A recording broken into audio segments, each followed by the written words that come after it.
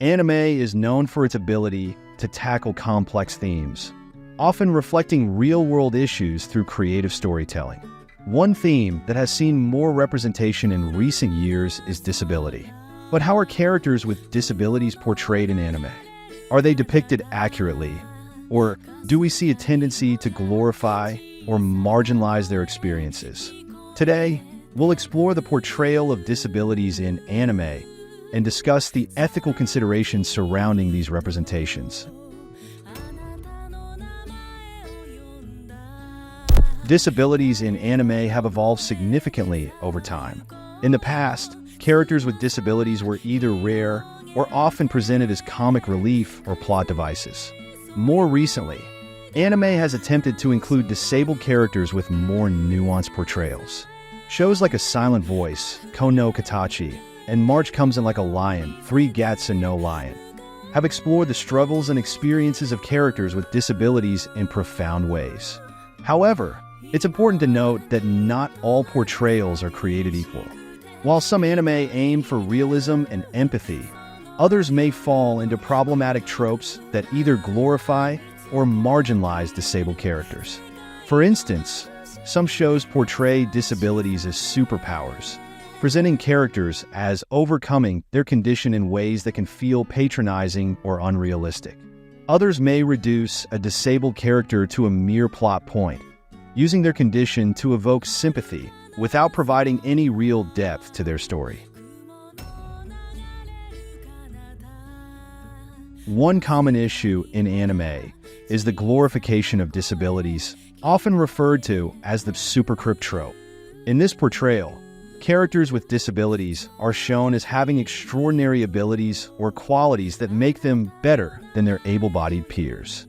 While these depictions can be inspiring, they also risk creating unrealistic expectations. The message is often that the disabled character must achieve greatness despite their disability, which can overshadow the realities of living with a disability and reduce the character to a symbol of triumph rather than a fully fleshed-out individual. An example of this can be seen in Fullmetal Alchemist, where Edward Elric, a character who loses an arm and a leg, is portrayed as an incredibly skilled alchemist with artificial limbs that seem to give him an advantage. While Edward's story isn't solely focused on his disability, the idea that he is stronger because of his auto-male limbs can be seen as glorifying the concept of overcoming a disability to an almost fantastical extent.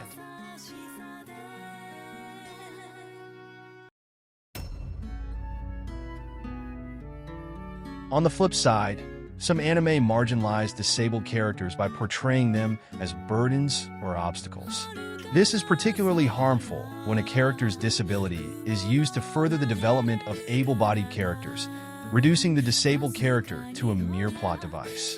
These depictions can perpetuate stigmas and stereotypes, presenting disabled individuals as dependent or less capable of living full, independent lives.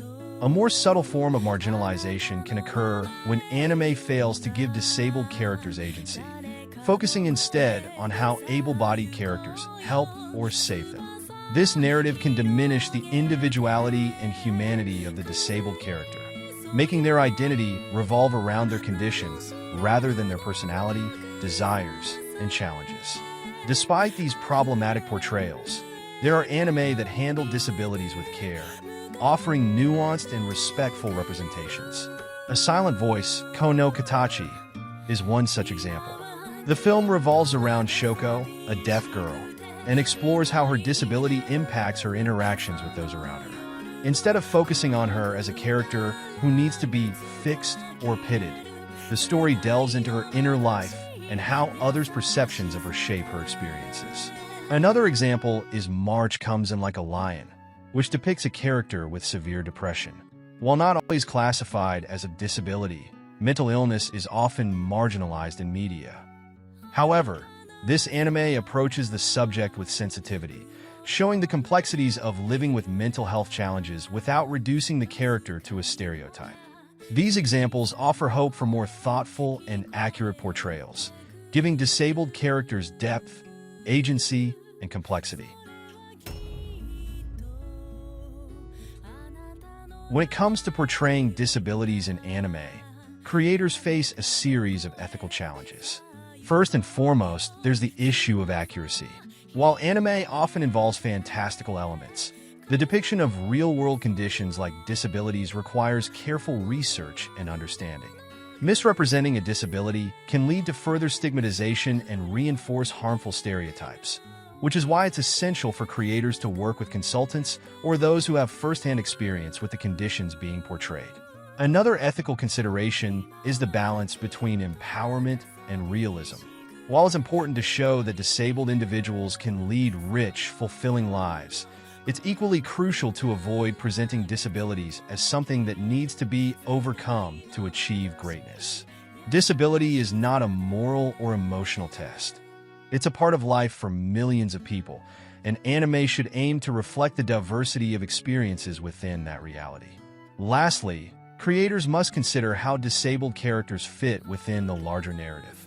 Are they fully realized individuals, or are they there to serve as inspiration for able-bodied characters?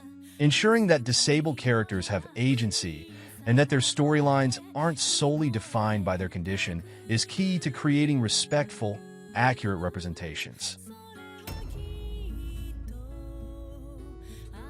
Anime can also look to other forms of media for inspiration on how to depict disabilities. Western television and film have made strides in recent years toward more accurate and respectful portrayals of disabled characters, with shows like Speechless and films like The Theory of Everything.